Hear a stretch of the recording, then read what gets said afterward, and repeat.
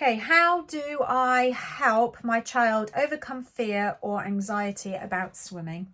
So this one is a huge one. I've worked with thousands of children that have struggled in the water, and my main number one thing is have patience, and never force your child to do anything that they don't want to do.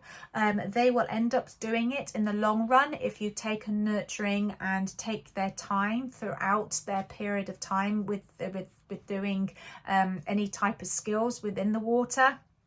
It may even take some time for the child to even get in the water.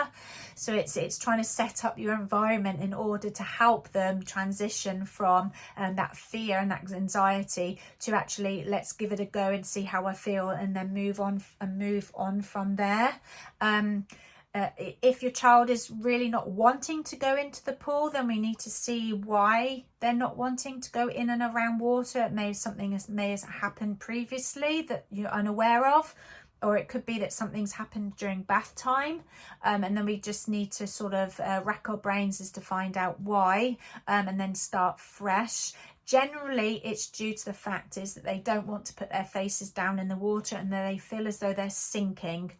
I have a lot of feedback about that, and so especially with more of the older children that are anxious, meaning the child of 5-6 years old, then we just need to give them a helping hand, because they just will get in the water because they know they have to, but then there's almost like a roadblock. So with them, and also with a little bit of the younger ones as well, starting around 3 years old, especially if they're fearful, then it's adding in a buoyancy aid or a flotation device to help them, which means they change their mindset of them not falling underneath the water. So it will lift them up in the water, and it will give them that sense of that they're able to be more in control of their body, more so therefore they will feel as though they can move, which means that they can get that instant gratification of moving and being in the water. But it also means that that their heads are up and out of the water initially. Of course, you can add in noodles. I've even used 3 or 4 noodles at a time for a child that was 9 years old. So it's anything just to keep them going in the water, to give them that feedback of that it's okay, but we're going to take our time doing this. If you're finding that it's a younger child, so for instance a toddler, and they're not able to communicate to you, then they will cry, and then they will actually really let you know through their body language that they do not want to get in the water. I would recommend don't get in the water, and don't force them to get in the water. I would play with them poolside and play with them a lot around. Maybe they will see you in the water doing different things, and they will start then realizing that, oh, it's okay for mummy or daddy or whoever's in the water, big brother, big sister. It's okay for them to be in the water, therefore it must be okay for me. And then maybe they want to start then progressing down to the stairs and have a little bit of water around them. Maybe you're pouring water on their bodies. Please do not pour any water over their heads at all.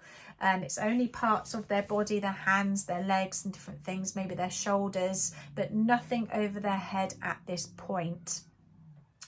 If it's a slightly older child, so a preschooler, like I mentioned about adding in a flotation device, but then it's also making it very playful for them. So it's bringing in different small world play or any type of loose part play with them, of bringing in lots of different activities that you can have them move in the water and get them moving, and then they don't realize they're doing it all.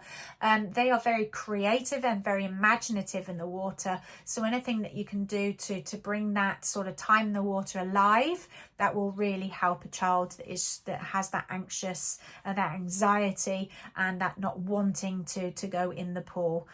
So taking toys with you, anything that's familiar to them.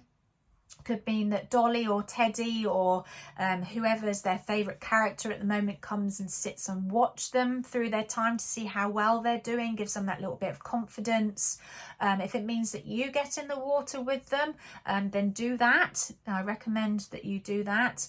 If you're having to prize your child off you to get in the water, I would recommend that they're not ready yet. That's something you need to work on first. And it's also maybe something thinking that if you're going to lessons and that they are required to be in the water without you, then maybe reassessing that needs to be sort of spoken about with your teacher to try and get some strategies to help that transition.